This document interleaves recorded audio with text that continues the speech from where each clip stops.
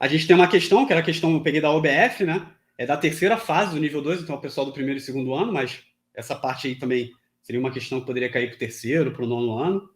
A gente tem uma pista que é uma pista em cone, né? Que está inclinada e o cara está fazendo uma curva, né? Tem um carrinho inclinado ali e ele vai fazendo a curva nessa trajetória curvilínea, né? O carro vai andar na horizontal ali, você tem um círculo que o carro está fazendo. Então, nessa pista, isso é como se fosse uma pista daquelas Fórmula Indy, né? Que tem uma pista bem inclinada assim e o pessoal fica dando voltas ali até ficar tonto, né? De tanto dar volta. O que ele dá pra gente é o seguinte, ó. A gente tem um carro que está se movendo com velocidade constante nessa pista.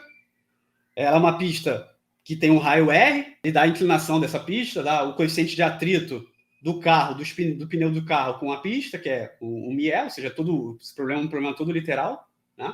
E ele fala para a gente determinar qual é o limite das velocidades que o carro pode trafegar ali sem deslizar, né? Ou seja, o que acontece? Se o carro estiver numa pista inclinada, se ele estiver muito devagar, ele pode escorregar para dentro da pista, né? Imagina o carro parado, né? O carro parado inclinado, o atrito for muito fraco, né? Porque o atrito, o peso está puxando o carro para baixo, o atrito vai tentar segurar o carro ali. É isso que faz o carro não cair. Se o atrito for fraco, o carro vai deslizar para dentro. A gente não quer isso, a gente quer que ele, com esse giro, ele consiga se manter ali sem cair. Outra coisa é, se ele andar muito rápido, aí acontece do carro querer começar a subir na trajetória, né? Aí o atrito ele vai funcionar ao contrário, vai tentar segurar o carro para baixo. Se você botar uma velocidade muito alta, o carro vai querer sair da pista e ele vai subir, né? Na verdade, ele passa a subir. Então você vai ter um limite de velocidade aí que ele vai ter uma velocidade mínima que ele não escorrega para dentro e uma velocidade máxima que aí é a velocidade para ele não escorregar para fora. Então você tem dois movimentos ali para analisar: o escorregar para dentro e o escorregar para fora. Vamos desenhar só um pedaço da trajetória ali para a gente ver como é que isso pode ficar com a gente. Então, se eu desenhar meu carro inclinado aqui, a gente tem o nosso ângulo θ aqui.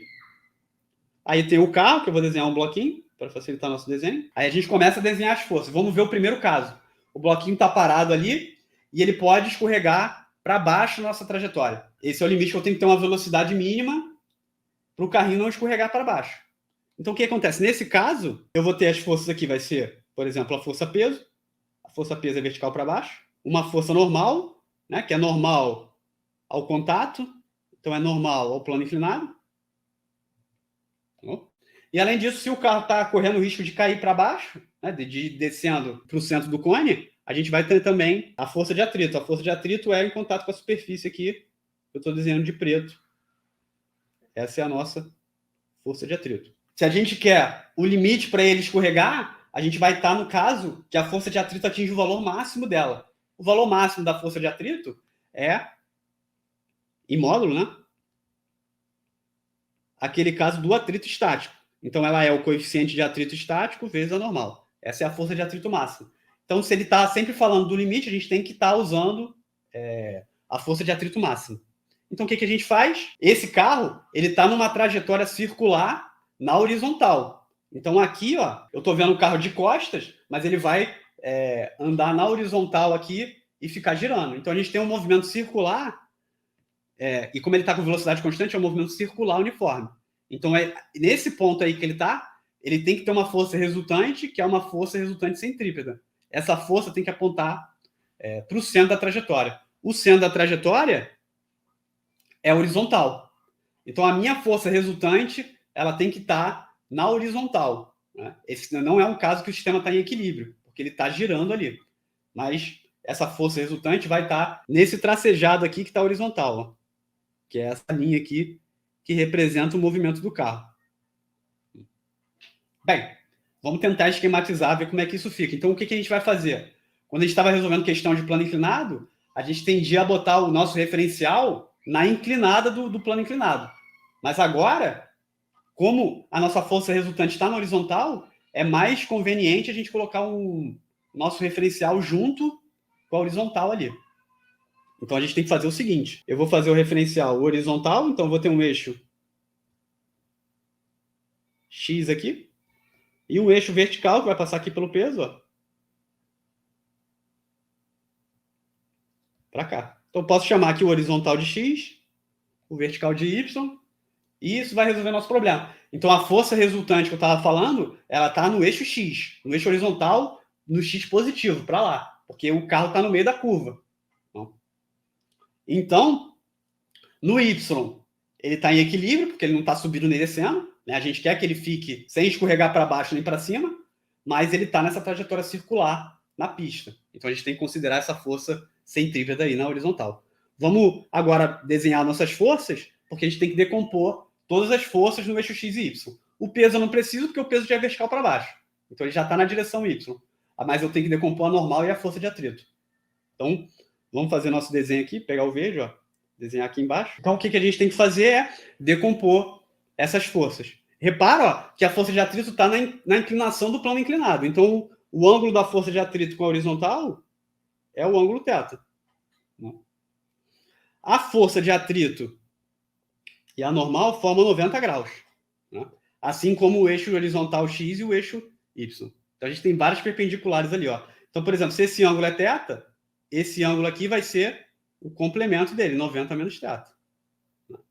Porém, né, o que tem mais? A força de atrito tem que ser perpendicular à normal. Então, se esse ângulo aqui é 90 menos θ, o que sobra para cá é θ na normal. Então, esse ângulo aqui da normal com a vertical é o ângulo θ. Então, repara, quando eu decompor essas forças, a gente tem que levar em conta esses ângulos. Vamos decompor esses caras ali. Por exemplo, eu preciso saber qual é a força de atrito no eixo X. Ela vai ser a força de atrito, que é a força de atrito máxima, é μ estático, vezes a normal, vezes o cosseno do ângulo θ. Porque o θ está na horizontal, né? Então, aqui, ó, a projeção horizontal é com o cosseno do ângulo. Né? A projeção vertical aqui vai ser com... vertical é essa daqui, né? Vai ser com o seno do ângulo. Então, a gente escreve aqui de novo, ó, a força de atrito no eixo Y é μ estático, normal, seno θ. A mesma coisa para a normal. A gente só tem que ter cuidado com a normal, porque a normal X, ela é, na verdade, essa projeção aqui na horizontal. Se ela é essa projeção na horizontal, a gente tem que usar o seno do ângulo, não o cosseno, né? Porque ela está afastada. O ângulo θ, ele está com a normal e o eixo Y. Então, nx vai ser n vezes seno de θ. Enquanto ny é igual a n cosseno de θ. Então, a gente tem a nossa força no eixo Y, né? A nossa força no eixo Y é a força resultante, que é igual a zero, que é igual a... O que eu tenho no eixo Y? Eu tenho a normal e a força de atrito para cima. Então, eu tenho a normal Y, vetor, mais a força de atrito Y, mais a força peso, tudo vetor. Né? Mas em módulo, a força de atrito é zero, então eu tenho a normal Y mais a força de atrito em Y é igual a força peso. Né? As duas verticais para cima tem que ser igual ao peso para baixo. Na vertical eu estou em equilíbrio. O meu corpo não está subindo nem descendo. Bem, vamos escrever uma equação aqui para esse cara, né? NY é N cosseno θ, mais μ estático normal seno θ, é igual ao peso, que é massa vezes gravidade. Então, a gente tem aqui uma equação para o eixo Y. Para o eixo X, a minha solução tem que ser a seguinte, ó, a força resultante no eixo X tem que ser a aceleração centrípeta, a força centrípeta. Então, é massa vezes aceleração centrípeta. E todas as forças que eu tenho no eixo X é o quê? Normal no eixo X, mais força de atrito no X. Então, a normal X está numa direção, que é a direção do eixo X positivo, enquanto a força de atrito está na direção oposta. Então, tem um menuzinho ali. Então, vai ficar N seno θ menos μ cosseno θ dividido por nada, né? Essa é a equação. Vai ficar N vezes cosseno θ mais μ estático seno θ. Esse cara tem que ser igual a mg. Então, nessa equação de baixo aqui, a gente tem essas duas equações. Nessa equação de baixo, a gente tem o n. O n é mg dividido por cosseno θ mais mi estático seno θ. O mg está dividindo isso tudo. Vamos pegar esse resultado aqui do n e substituir na parte de cima. A gente já vai encontrar, como o problema é todo literal, a gente vai isolar a velocidade e encontrar o resultado aí. Então vai ser, eu vou ter v, né? Eu vou pegar esse cara aqui de cima, vou dividir por m, multiplicar por r e passar a raiz, né? Para eu tirar a velocidade. Então vai ficar assim, vai ficar r vezes g,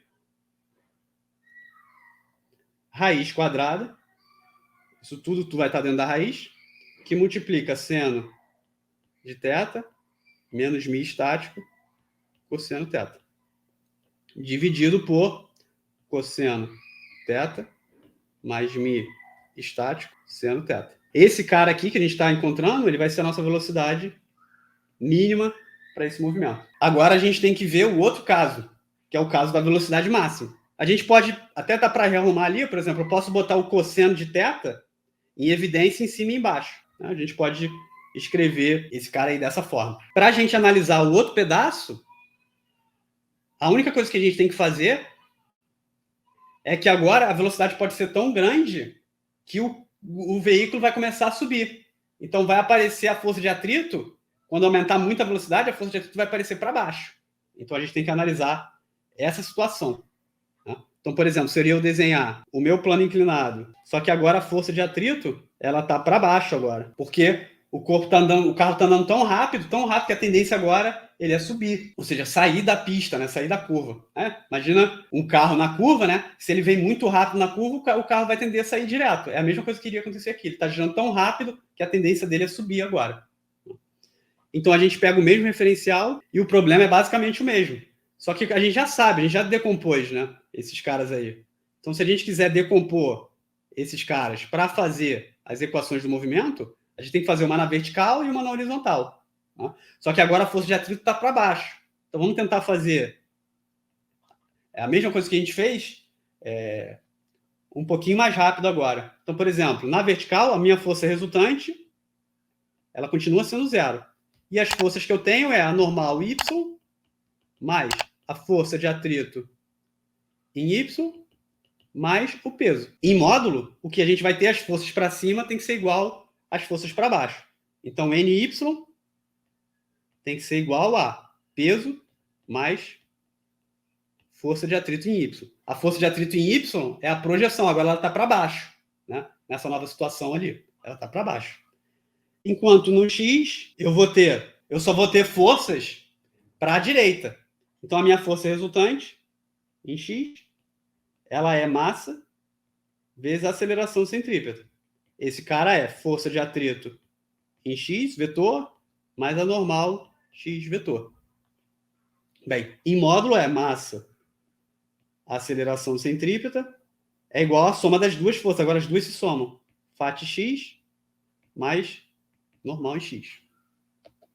Vamos tentar escrever essas equações aí para resolver o problema. Então, de novo, a gente tem duas equações para tentar encontrar a nossa velocidade, que vai ser a velocidade máxima. Então, na equação de cima, a gente isola o n. Para fazer isso, eu tenho que jogar esse termo para o outro lado. Então, vai ser assim, n, que multiplica cosseno θ menos mi seno θ é igual a mg. A gente tira isso aqui da primeira equação. E embaixo, a gente pode substituir na equação de baixo, m, v ao quadrado sobre r, a nossa aceleração centrípeta, bota n em evidência, vai ficar mi estático cosseno θ mais seno θ. Agora a gente pega essa equação de cima aqui e substitui a normal. E joga aqui. Como é que vai ficar? Velocidade vai ser RG raiz, que multiplica mi estático, cosseno θ mais seno θ, dividido por cosseno de θ menos μ estático seno θ. Tá? Bem, essa daqui vai ser a nossa velocidade máxima. Se a gente quiser também, a gente pode colocar em evidência o cosseno em cima e embaixo, e a gente tem os dois limites. A velocidade máxima, que é essa daqui, que é quando o carro tende a subir a trajetória, e aí a força de atrito está para baixo, e a anterior, que é quando ele tendia a descer, e a força de atrito estava inclinada para cima.